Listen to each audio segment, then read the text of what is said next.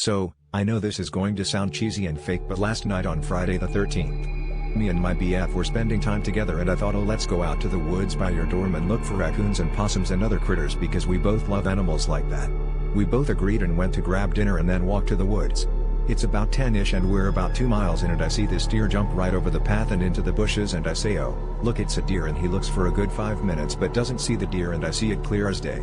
But, after that we continue and we're about 4 to 5 miles deep into this trail. Then my BF says I run this trail every single morning and I honestly have no clue where we are, and that kinda spooked me because it's pitch black out and he has no clue where we are. So we see this path that takes a right and we assume that it will loop around and take us back to the beginning so we can leave.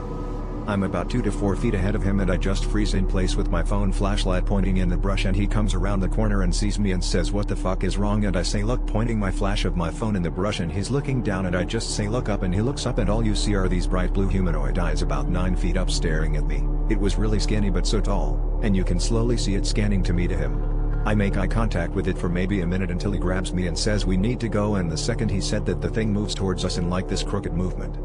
FYI, it was like a grassy plains area with no trees in the area, just tall grass and bushes. So we walk slowly, I'm walking backwards, he has me by the wrist while he walks forwards, and you can just see this thing stalk us until we take the left turn and retrace our steps back out of the woods. While we were walking/running we were screaming prayers, and I don't know, it was terrifying, and when we left my body just kept telling me to go back into the woods and I couldn't stop tearing up while just staring at the woods when we got out of it.